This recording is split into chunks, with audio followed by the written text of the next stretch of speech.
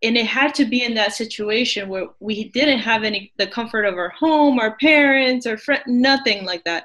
That I had to really dive deeper within myself and understand that we're in this together. Yeah, and I think that foundation has to be there as well. Like when you know, because like, there's been relationships where I knew that wasn't the person, and it was like all of this going on, and I'm not going to adjust, I'm not going to go do that work probably. No. You're not willing to go do that work. But when that's what it was. Like I knew. Take a girl and a guy, and they fall madly in love and form a family. Sprinkle in some counseling degrees and a doctorate, a dream of transforming relationships as we know it. And 20 years later, we give you power couple Dr. Ray and Jean Ketkodian. And this is their podcast, Couples Synergy.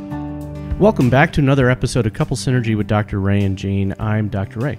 And I'm Jean, and this is our podcast about love, marriage, and relationships. Be sure to check us out online on our Facebook page and Instagram at Couple Synergy or our website, couplesynergy.com.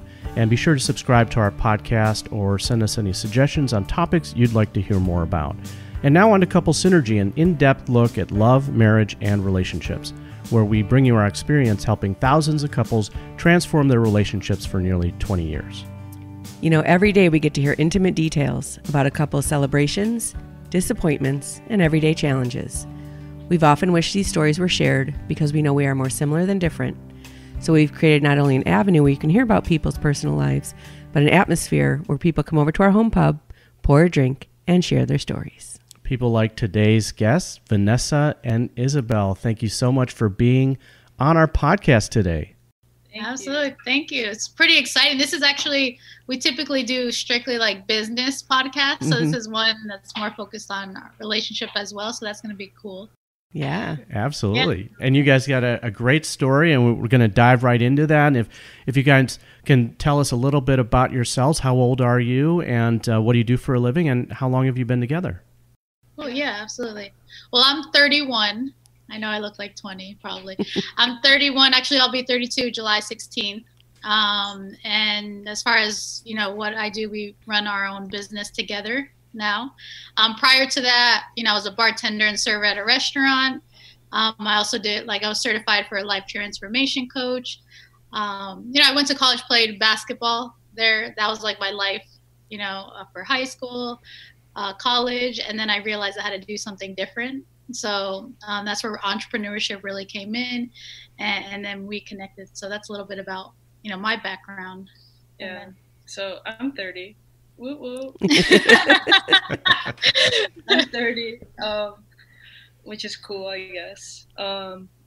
So I went to school for architecture. I got my degree in that, but I didn't feel like it was enough, I always knew that I wanted to create something bigger and amazing, and I love traveling. I love it so much. So it's going to tie into our story, but anyways, I left architecture school. I graduated. I was working at a firm, left it. We met. We ended up taking a trip to Asia, right? Just for a month. We both quit our jobs. We were like, let's do this. Why not? Anyways, we got it. We got an amazing deal on flight. So we're like, yes, it's meant to be. So we ended up going. And then when we approached towards the end of the trip, what ended up happening is we actually intentionally missed our flight. We're like, what are we going to go back for? Our parents already know that we're crazy. Why not? So we intentionally missed our flight back home. We stayed in Thailand, Chiang Mai, Thailand, and that became our home for the next 2 years. And within those 2 years, we built our business, we built the foundation, we expanded our team. It was just like a remarkable process. And not only that, Chiang Mai, it feels more like home, for sure. It's like an incredible, amazing place. Can you tell us the story of how you guys met? Yeah, so in June 25th, 2000, what was it, 16? Yeah. 2016, we met through Tinder, right? So online dating app, right? Where it's a funny story because that was my first time. I was always against that, right? So like my friends, when we were working, bartending, serving, they were all, you know, talking about it and stuff. And I was always kind of like, why? Like, I always thought that I would meet the person that I'd be with, like in the physical, it's just going to magically happen and we're going to meet, right? So I kept hearing different stories, and just the way that people kind of talked about it, I was like, and then some people had like great stories as well. So I remember one day I was like, okay, let me try this thing out, you know, let me try it out. So I remember just downloading it, and literally like probably like shortly after, you know, we met. So, which was really, really crazy. And then I deleted it. So we met on that. And I think you had a similar experience as well, where you didn't really use it. Like, I was just like, this is so stupid. Like, why did I download this app? You know, and then I'm cleaning out my phone and I'm like going through it and I'm like, let me just go in it for like random, you know, I was about to delete it and then I see her, then I swipe right, we swiped right, and you know. Yeah, we started. Now we're here. Yeah, we started talking a little bit, and then we finally met. Yeah. We met because we were both in South Florida when we met, so we were pretty close in location, and so we met. And literally that day, like, you know, I knew that was the person, you know, that I was looking for, and that I was gonna be, you know, just with for the rest of my life. So I remember even saying it, and I've never said it before, so it was really, really awesome how it happened. We hear that all the time. Yeah, I feel like. You know, in my instance of like, it's like not how, sometimes we have to allow things to happen and it's not usually the way we may think it might be, you know, but being open to new things, being open to try different things. I feel really like, yeah, I feel like we manifested each other and God really brought us together. Sure. So each of you were the first person that you met on Tinder? No. She was the second person I met. Okay. So one person I remember the first time, like I downloaded it, I actually met somebody like from that. It was like really quick.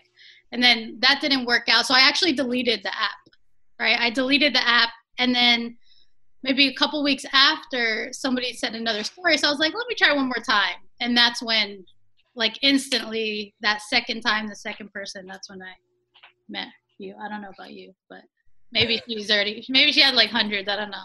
Where'd you guys go on your first date? You know, I hate it, but you know, it's so silly. Anyways, I was with a friend in Fort Lauderdale, downtown Fort Lauderdale, and then there's this bar place. It's called Duffy's, right? Anyways, so I was like, with my friend Jonathan, I was like, hey Jonathan, it's happening right now. Like, where can we go? Like, it has to be a place with like a lot of people, and like, it just has to be right? Because I didn't want it to be awkward, you know, like that, like too intimate, but too much. I wanted it to be like, hey, laid back, no big deal, it's Duffy's. Anyways. Well, I think I caught you off guard. Oh, hell yeah. So like we were talking, you know, through text or whatever, and I was with my mom, like in a happy hour in like Taco Tuesday or something in Del Rey, and we were texting, and then all of a sudden, you know, we're just texting about different things. And then she was like, oh, I wish I was there. I wish whatever. And I was like, well, you know, I'll come meet you. Like, where are you? And so she didn't think I was going to respond like that. And I was just being direct. And then I think that's why she was like, oh my God, where are you? Yeah. You know? Yeah. So. And then like, and when we ended up going to Duffy's, we met up, and then she walks in and I was like, oh, like, she actually looks like her pictures, like she's not some like catfish person, like she's actually legit. So now I'm even more nervous, okay? So I'm like, Jonathan, help me out. And then it was just really nice because what ended up happening was like, she's even better in person, you know? And then she got to meet my friends, and then from there I was like, all right, bye Jonathan, thanks. And then we left and went to like another lounge, and we were out dancing until like 2 a.m. 3 a.m. Yeah, it was like amazing. What was it about each other that you fell in love with? Instantly, it was her voice, like on the phone. Like I was like, what? Yes. Yeah, I'm here. Yeah, where are you? You know, it's that instant, because like it's different talking to someone on text. You know, you don't see their emotions, you can't hear them, you can't feel them. And then once you hear that person's voice, I feel like it really connects to a deeper part of you in some way or some other level, you know? But then when you actually see them, it's like, oh my God, everything matches. It all makes sense. So it's like a dream coming to reality. At least for me. No, same. You know, the same. So like, I feel like we both dated in the past, right? And you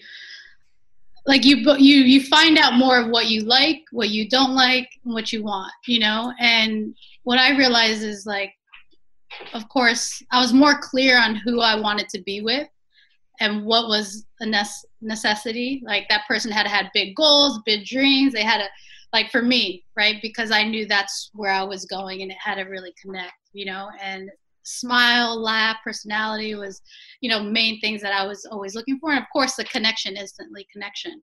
So it's hard to see, but when you know, like one of the things, of course, her voice as well, because I remember picking up the phone, I was like, it was your voice as well. Then we met, and just like instantly, it's not really, you can't explain it. No. It's just like everything was just like, yes, this is the person, you know, and the vibe and the connection and everything was just like, it was just like I knew, you know, at least I think it was for both of us. It just happened like we knew. For sure. So how long after meeting did you guys go and spend years in Thailand? Take a wild guess. Y'all 3 weeks. 3 weeks? No. What about you? I would say, about 3. I would say 3 months. Let's go with that. Okay. Well, we did book the flight 3 months after.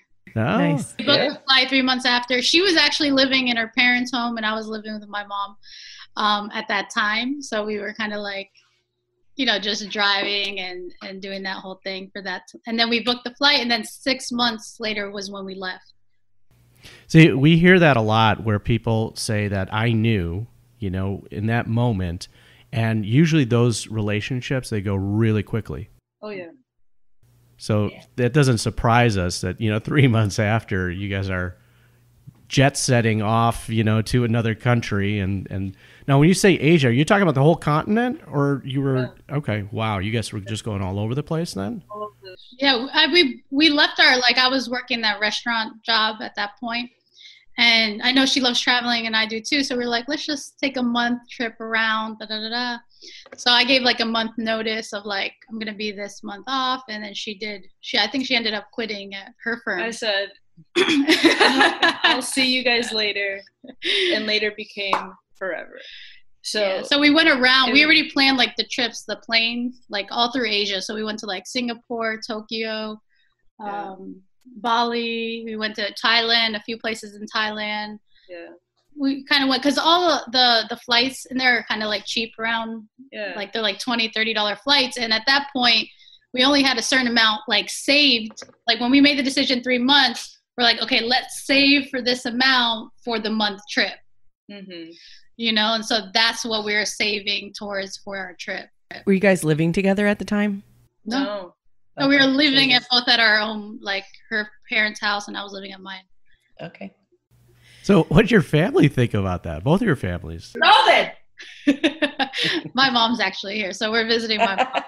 Oh, hi, Mom. She wants to say something. Sure. Okay, so she's going to come in here.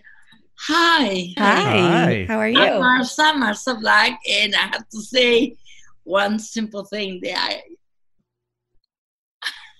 I am so happy that these two beautiful ladies, my daughter and Isabel, they found the love, and I see it every day, how together work as a team, as a companion. I say, I'm jealous in a good way, because it's so hard to find the really right person.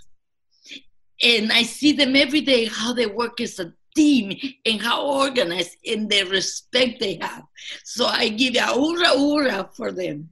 And every day I'm like, yes, you got it, you know. And here I am. That's beautiful. I love them. That's really beautiful. And my teeth are kind of rolling. Because this is the truth. And Thank you, Isabel. Thank You, Vanessa, and thank you guys for having these two magnificent women. You Thank don't you. talk like this, okay? So I'll let you continue your interview. Nice meeting you. Nice meeting you too. Stay listening. Ciao. Ciao. So Ciao, bambinos. can we get into a little bit of the politics, PC, whatever that is? So you're our first couple that we've interviewed that are two females. We've interviewed males before, but we've asked plenty and they've all said no. So we're really excited to hear your guys' journey and your experience and how you navigate this world. And so, like, I don't want to something incorrect. You know, is gay the right word? Is lesbian the right word? I don't know. What is it? I don't. I mean, we don't know. Like, we don't know. We don't get offended by a lot of the things. You know, I don't know. Like, we're not about the whole politically correct people. I know there's a lot of people out there, like, and different things, like with all that's going on right now, you know. Sometimes we even have to ask, like, what does that mean? You know, like, so we're not the best to give advice for that. We're pretty much the worst. The worst. Yeah, we've heard from the guys that there are a ton of labels in the gay community.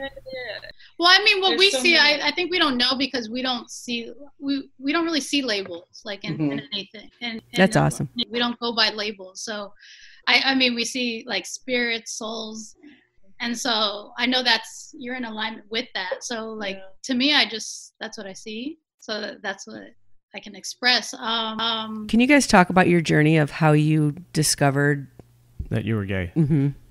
Oh, I don't even know.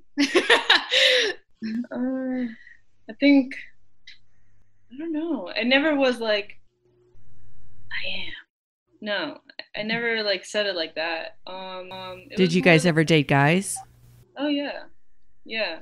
But at least for me, it was like, I love the guy, love him to death, but I can't see myself like taking that next step of like, oh, let's move in together, let's make a family. Like, no, like, it just stopped at let's go to the movies, you know, because I just knew it didn't feel right, you know.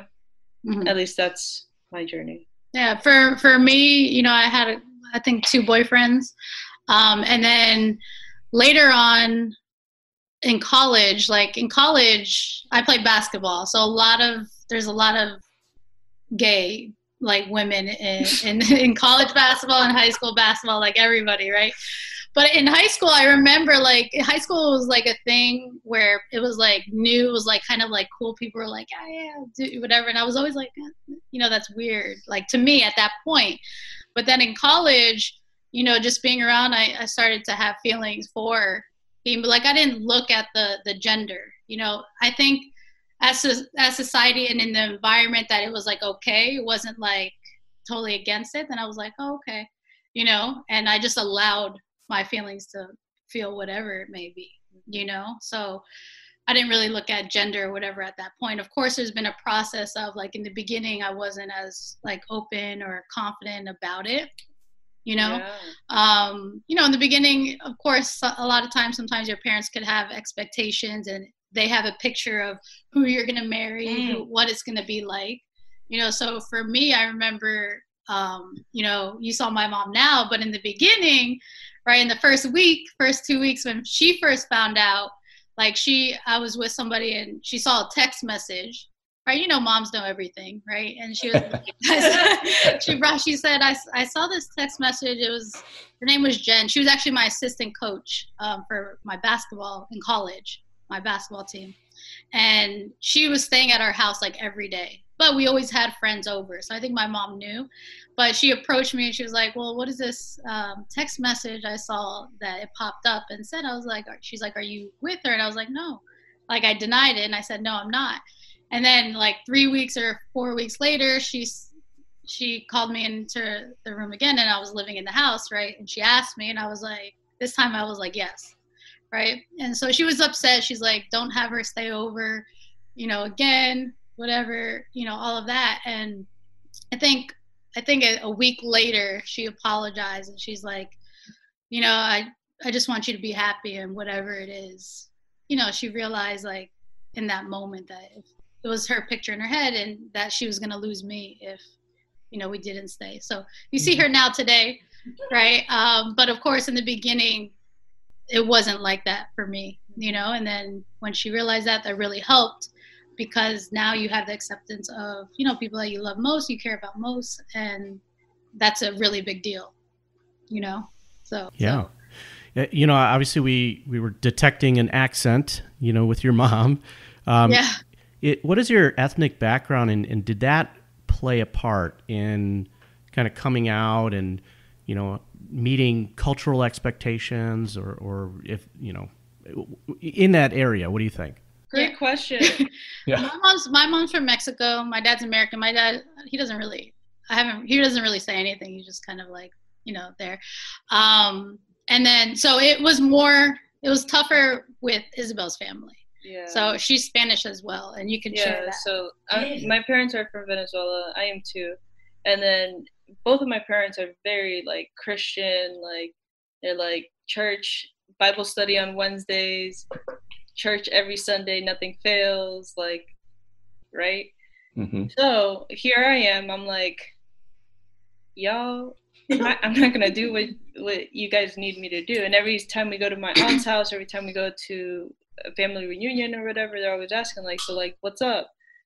Do you have a boyfriend? Do you have this? And they've met some of like the boyfriends that I've had. So it's like, okay, cool. So what's next? You know? And it was mostly like, no, like I'm not committing to anything. But then I remember it was like I had a girlfriend before Vanessa, right? And I told my mom, I was like, hey mom, I need to sit down with you. Like, I think it was more like she came from her lunch break, I was at home, and I was like, all right, I'm gonna make some food, I'm just gonna lay it down, and then like it's a very short minute, like an hour break, let's make it happen. So I did, and it was the hardest thing I've ever had to do, like just being real, you know, like, hey mom, like I'm not gonna marry a dude. That's not gonna happen.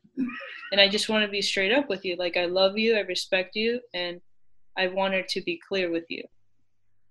And that led to like maybe this whole entire thing of like her not understanding what the heck she did wrong, you know? And then, or my parents did wrong, because they weren't expecting that. But at the same time, it was more like it took them more time to understand. But let me tell you this, when they met Vanessa, a lot of things just stopped. I don't know if it was the 2 years that we were gone in Asia, you know, that helped us become more mature and like just bond stronger. And they saw that. But I think it was like how she presented herself. Because I think if you come into a space where it's like guarded already, I'm against it. And then you come in as like, this is who I am and nobody's going to stop me. You're not going to get anywhere. Vanessa is like, hey, this is me. I love your daughter. Thanks for doing all of that. But, you know, I'm committed. Well, yeah, I remember I went to their house for, was it Christmas or? I don't even know. It was the first time. It was like a holiday, like Christmas or New Year's, and they don't really invite too many like outside people to their, you know, their family gatherings. And so she invited me, and I went there, and they kind of knew. But after dinner, her dad's like, "Can I speak with you?" He does the whole like.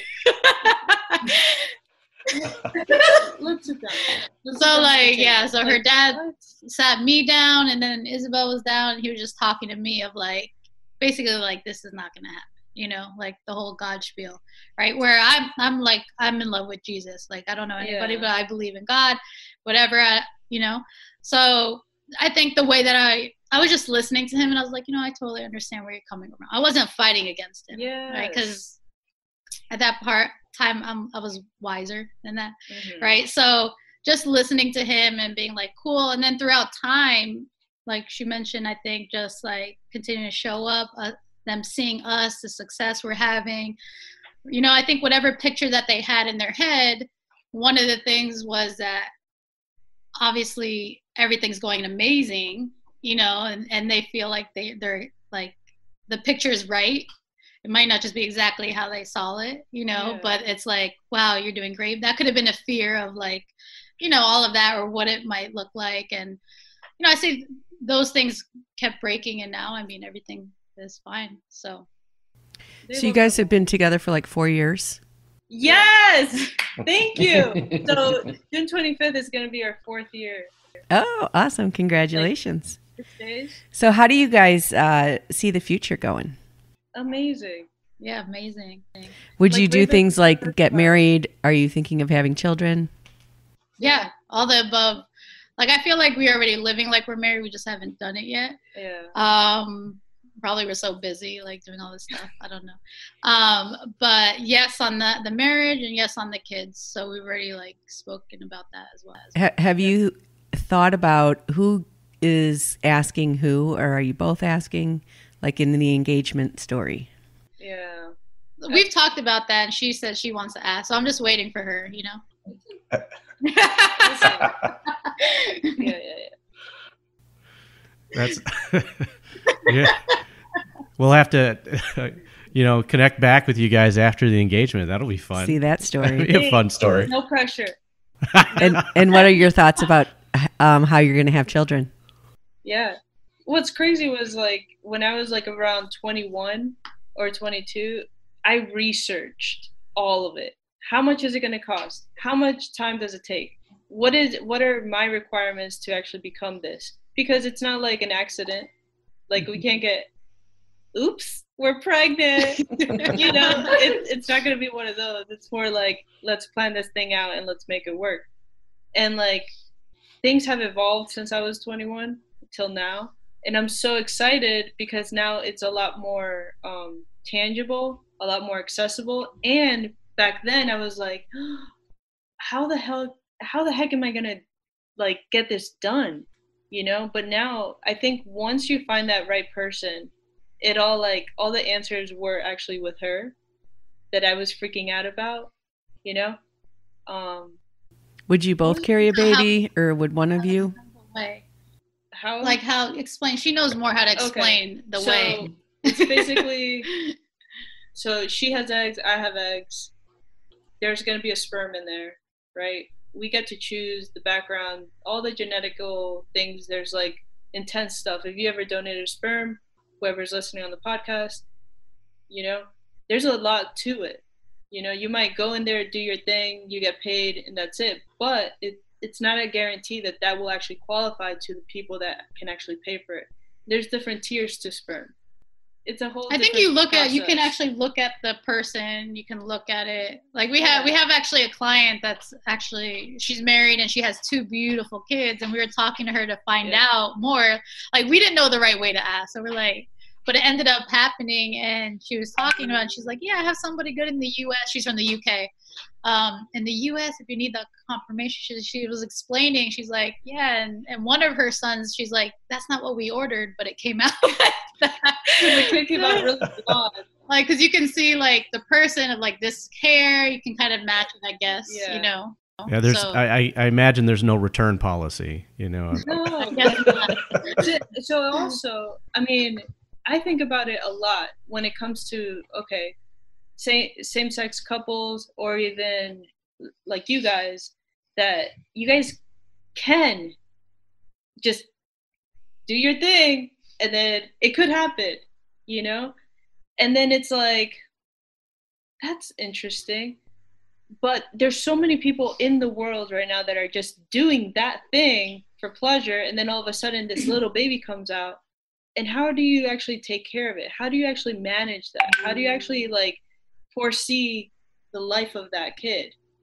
So I feel like I love the fact that we're same sex, like we're gonna produce this thing, like it's a goal, and it's also like, it's like, okay, we need to make more money, Yes. It's not just like, okay, let's do it. We're not setting just him or her for success. We're setting that person up for like lifetime success, so it's a more thought process, logical judgment. Like I'm not doing it as an emotional thing. I'm doing it as like, okay, let's make something amazing happen.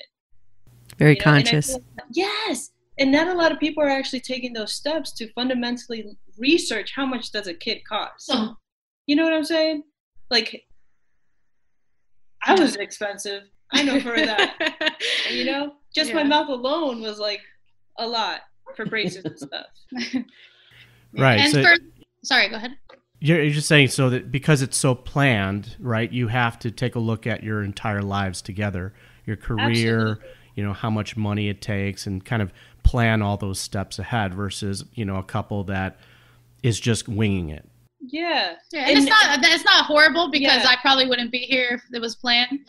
You know, there's a lot of people that are alive now that wouldn't be here if you had a. And they're the most beautiful people in the world. So, but it's just cool in our perspective of, and also seeing everything that's going on, that it is important to be conscious and be able to not only just provide with money, but more being emotionally there to be able to provide there as well. So I feel like if also to your caring question, I probably will be the first to carry. I don't know if you are, but yeah. I'll see how it goes. She's on the test. On the test, I think. Yeah. And I mean, I'm just saying there's going to be a lot of COVID babies. Just saying. Right. Okay. You know what I'm saying? The quarantinis. So, yeah, the quarantinis. So there's a lot of quarantinis. Just saying. Anyways. What do you think you would have your child call you? Call us? Mm-hmm. Mommy? Yeah, mom. My brother, he's gay, they have a son, and Noah calls them dad and daddy. Oh, cool. Just to have that That's distinction. Cool. Yeah. Mm-hmm. That's cool. You'd be like, Mommy, we're both be like, what? I think yeah, we'll have to check back with you guys a few years from now and see how it's all going. Yeah. We'll figure the kid will figure out something. Yeah, for sure. So being business partners and also partners, how does that work? How do you guys, I mean, we know a little bit about that, running a business together, several businesses, and then, you know, also being in a relationship. So, you know, how have you guys, you know, found that to be navigating both? I think I love it, right? Like I wouldn't have it any other way because I think it's important, you know, for that support, that encouragement, especially like I know I get obsessed over something like a goal or whatever. So if like I didn't have Isabel, like we're both going towards the same goal, it's very difficult because then it would probably be very isolated. It wouldn't even work out with somebody that I wasn't in business with or going in the same direction. I know that for a fact because I get so laser focused, obsessed, and I feel like I don't know if you always thought like that at all, but no. I mean, in the beginning actually when we went to Asia for the first probably a month, 2 months, it was the toughest for us. For sure. Like it wasn't like it is now. It actually was. When we left and we started those first 2 months, it was like the storm 2 months because we were, I think, both figuring out and getting in alignment. You know, it was just like we've never lived with someone else. We were in a place where nobody spoke English. We also had no money, by the way. But it was also more deeper than that. It wasn't just. But then I think it was more about the independence because we're both very independent people. Okay, so I always thought that I could provide in the same way that I've been providing for myself. Because like since I was 9, I've been working, you know. So I'm like, okay, I have to figure something out to make sure that this like amazing person that I love so much can be happy, you know. And I put all that pressure on me, thinking that could justify my love for that person, for her. But it wasn't like that. Like it had to be hammered in. And it had to be in that situation where we didn't have the comfort of our home, our parents, our friend, nothing like that. That I had to really dive deeper within myself and understand that we're in this together. Like it's a team partnership. Like, what do you want? Oh, okay, cool. Okay, let's make that happen. Let's work around that, you know? And I think another thing is like understanding her strengths. You know, it's been 4 years now, but at the beginning, I didn't even know my strengths, you know, and playing on strengths allows you both to not only go faster, but more efficient, like so efficient. it was after the first year of that entire craziness that we're like, okay, we're actually making a vehicle here. Okay, cool. So like, let's put some gas in it. All right. And then once that was built and actually put together, we're just going really fast now. Yeah, because I can't do what her strengths are or my weaknesses, right? And so we kind of play off where in the beginning I feel like it was just butting heads of like, you know, thinking we have to do it all, or was it once we got on the same page and in alignment with those little things and bigger things, and then I feel like she could trust me more. It was like, okay, yeah, she does know what she's talking about in these specific things, and then I could do that with her. Yeah. And I feel, just going back to like the whole baby thing about planning, this is also, I feel like, a huge prerequisite before you get married with someone. Like, get dropped off in a place that nobody speaks English and you only have $20. What will you do for lunch, breakfast, dinner, and the next day? What will you do? You know, how resourceful can you be? How innovative can you be? How creative can you get?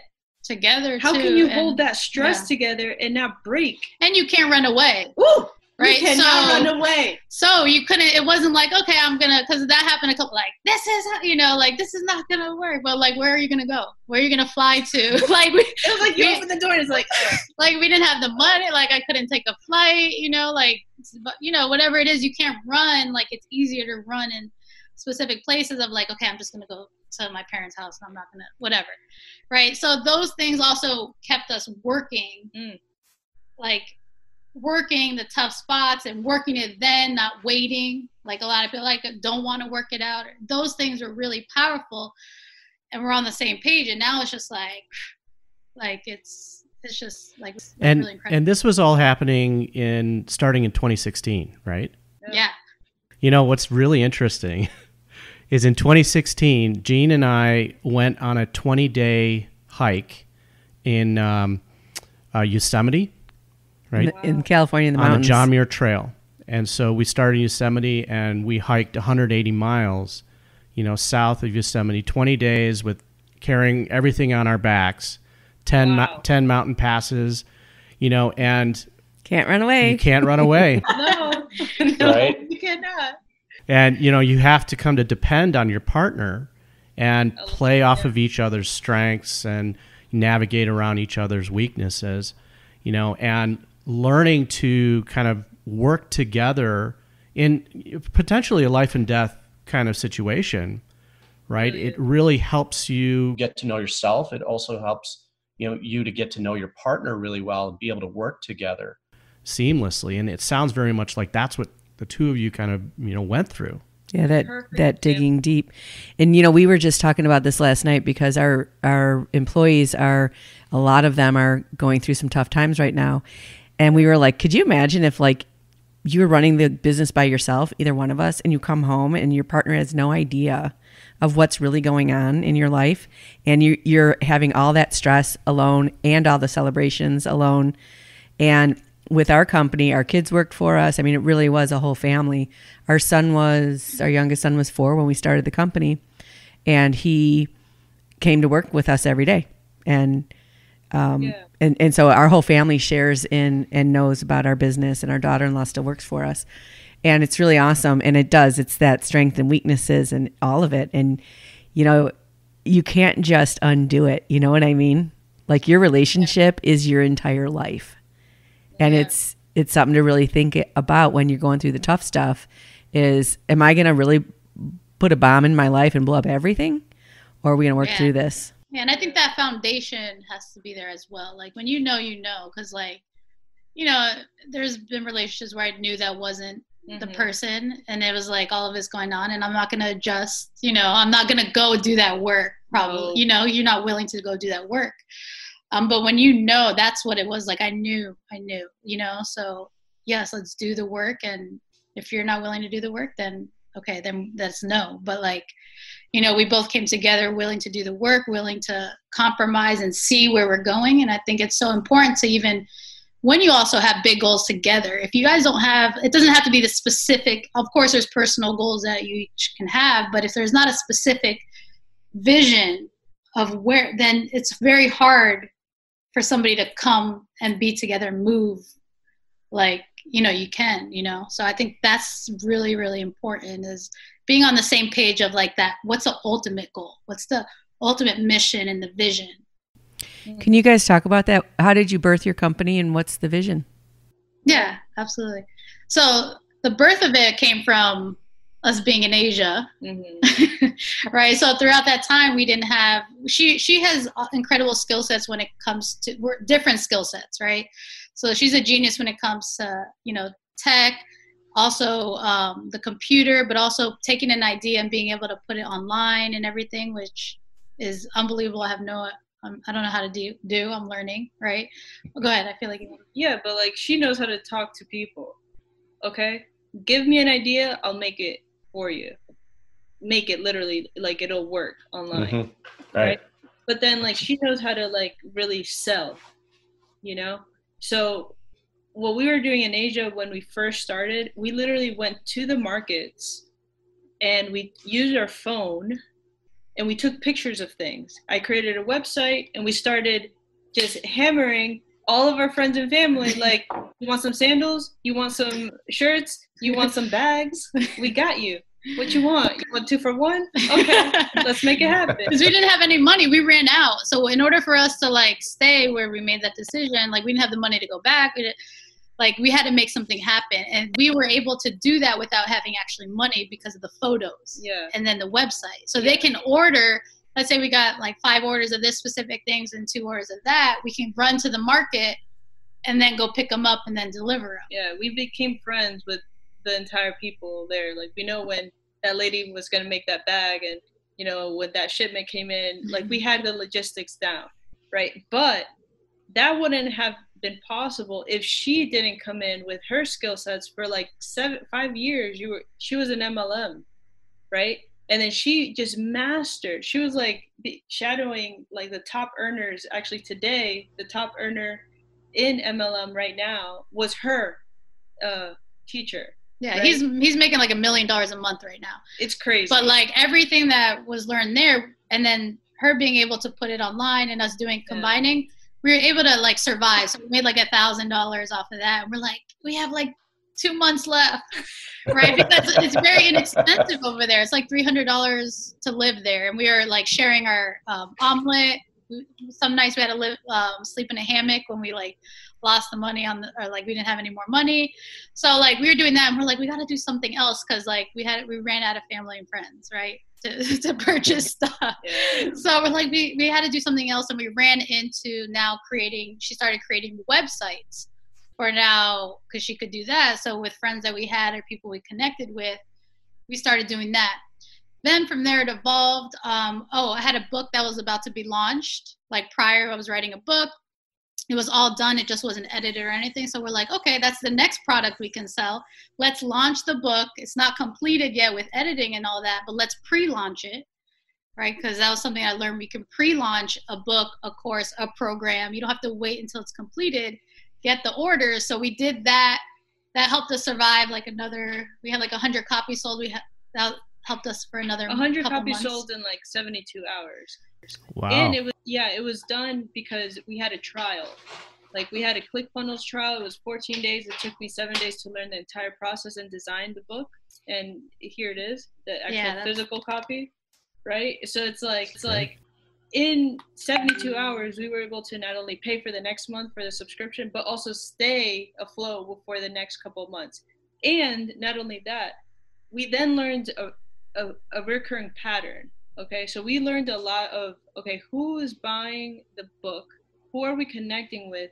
And what do they have in common? And what we noticed is there are coaches that have gotten certified, right, from life coaching school, but now they're stuck. They have this cute little diploma, you know, it's all shiny, it makes sense, it kind of like justifies the fact that you learned something, but how are you going to sell your services now? How are you going to connect with people that don't know you? How are you going to make an impact? How are you going to make a difference? Yeah. And so what we did is what we just did. We literally, we're big on selling stuff that we know works, like, and that we've proven for ourselves. Other than that, we can't sell it, right? So because we got the success, we're like, okay, now we can teach other people to do the exact same thing. Who was it? We're author, have a book, let's do it. Now let's help authors to then do the exact same process to launch their book.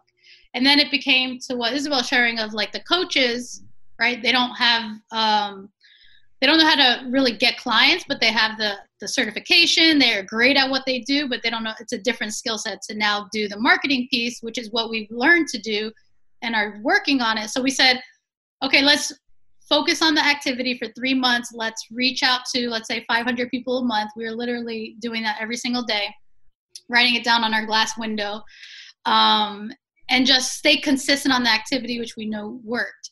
Right, we got clients from that, and that's how our strategy continued to evolve now. Of course, we added some things and made it like smoother, more personal.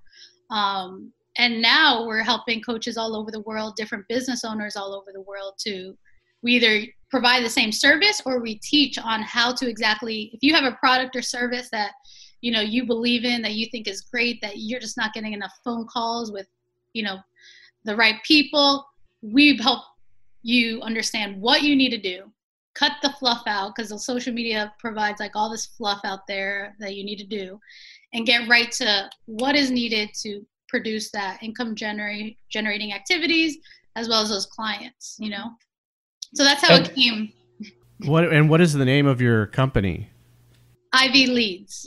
Yeah, Ivy Leads. Can you spell with a that? Z, right? Z. So I for Isabel, V for Vanessa, and then Leads with a Z. It was first called Travel Mindset Go, because we had that's when we first lifted off to Asia.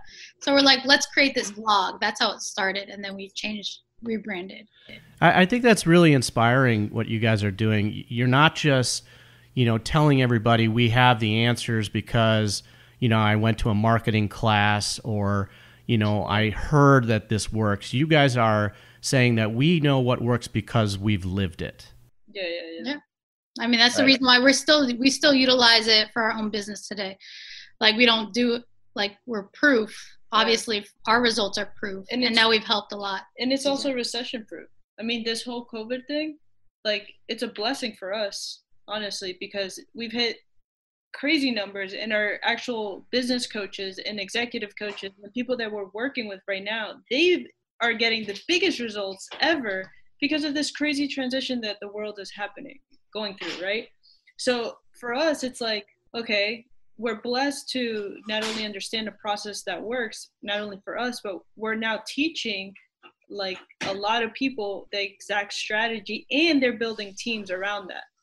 So our vision is, and our mission, it's to help 1 million coaches, business owners by 2025. So 1 million by 2025. Right? So that's a big number, and there has to be a system in place for all that. So we have a team of over 30 people right now that we're leveraging, you know, for all of that. And it's just a powerful way to actually maximize online. You know, it's not no course that you can just like buy really quickly and now you become a guru. Yeah, you have to put the work in. You got to put in the work. Yeah. And that's what I like about your guys' story is you actually had to be innovative and figure it out. And I think a lot of people go, well, I went and got a degree or a certificate or whatever, and then it didn't magically happen. Those are the ones that have failed in this pandemic. I'm sorry. But it's a blessing in disguise because all the people that have been talking, yada, yada, yada, they've crumbled like that. And now it's clearing up. Yeah. You know? Yeah. So last question. What is it that your partner does that you know they love you? Oh. What do I do? Let me take out my list. Let's see. For me, I think there's so many things. There's so many things that she constantly, it doesn't have to be necessarily in words. I know the 5 love language books, but it's like, you know, she listens, she just everything, right? I know for a fact, you know, the time is big for me. Words is big for, all of them are big for me, but you know, like I could just, I'm trying to I'm think. listening. You go. You go. Okay. So Vanessa's really good at showing you. You know, she's not about like, let's talk about it and like wish and pray about it. No. If I'm going to do something, I'm going to show you I'm going to do it. Right? So if I say, you know what? I think I want a coffee. Right? She's like, let's go do it. So she gets me out of my comfort zone. She's like, stop being lazy. If you want to get something, go do it. So the way she shows me that she loves me is every single day, it's an adventure. Every single day, I'm like, what's next? You know, it's never a dull moment. And for me, I need that to survive. Like, I itch when like a sale is on for a trip. Like the flights are cheap. I'm like, let's take them all. Let's jump in a plane. I love that. And I feel like I'm always gliding through the clouds with her. So, yeah. You know. Yeah, so I mean, there's countless amount of things. I mean, she shows me every single day, you know, with her words, with her actions, with her listening, with her changing if I mention something, and you know, so it's all the little things for me. It's a lot of the little things, and there's countless amount of things that she's done, and she does it every day. So. That is wonderful. This is very beautiful, guys. For you guys, I'm curious. Like, you guys are asking the questions, but I'm curious about you guys. Wow. We've never had a guest ask the question What's back. the question? The same question? Absolutely. What is the same question? We were in the hot seat on our podcast. So our episode that aired February 13th was us. And we were interviewed by friends and family, right? Nice. So what I would say is that Ray is he's very careful with me. He's very kind and helps me navigate through, you know, some of the painful parts of my life. And you show up. That's great. Mm-hmm. And very much like you guys, Jean is let's go do it, right? She is like this visionary, you know, in our relationship. And, you know, she supports me in what I want to do. Like if I have a feeling about trying something new, you know, she's the one to say, come on, let's go and do that.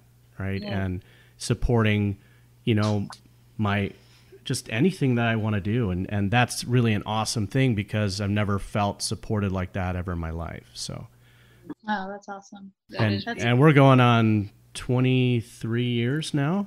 Wow, awesome. Jordan! Woo! Wow. Awesome. Jordan, you made me come up with one thing more specific because I feel like I was kind of general. But like I think I'm not easy to handle because I'm very like moving forward. You know, I'm very strong in what I believe. I'm strong in where I'm going, strong for my purpose, you know, what I feel inside. And I feel like she's always asking questions if she feels like, first of all, she's able to handle me and she hasn't ran, right? She hasn't like, oh, I can't handle this and I'm giving up. Like she's never given up. She's always tried to understand and ask questions of how we can come together and what's that. I think that's huge because I'm pretty like, you know. Well, Vanessa sees a door, okay? And her first thing is like, let me run through the door, knock it down, make it work, it's gonna work. And I'm like, the knob, use the knob. Open the door, you know? So I think so. Do you get what I mean? Absolutely. I love it. And honestly, I feel like I'm more like Ray and Jean, you know, you too. So yeah, going back to what you said about being supported, that's huge on its own. Honestly, like I might have this most ridiculous idea, you know, but she's like, let's do it. And she knows it's dumb. But I'm like, but she doesn't kill my dreams. Right. And I think that's one of the things that a lot of maybe couples suffer in. You know, I might say I love green, and then you're like, green sucks, and then I'm like shut down all of a sudden, and that deters you in so many different levels, you know, that over time it just doesn't make you move forward or progress. Absolutely. Mm-hmm.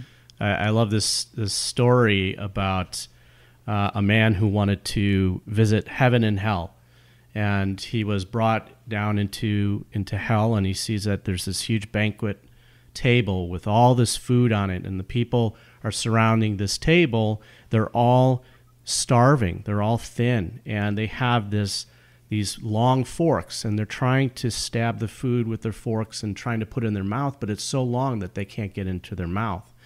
And then he's brought up into heaven, and he walks into the same kind of room, this room with a long table, so much food on it, but everyone that's surrounding the table are well fed, they're happy, they're enjoying each other's company, and he sees that they all have the same long forks.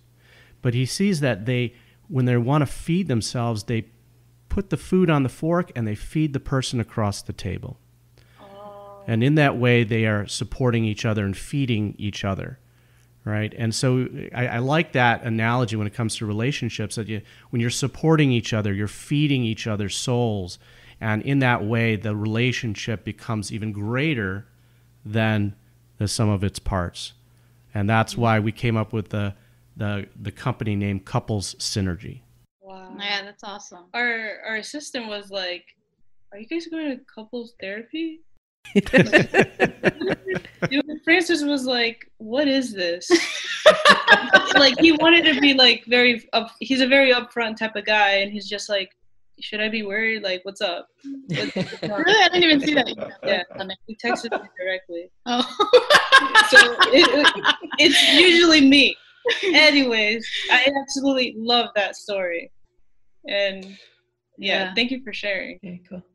Well, we love having you on the podcast. Isabel and Vanessa, thank you so much for joining us today. Thank you so much for having us and asking.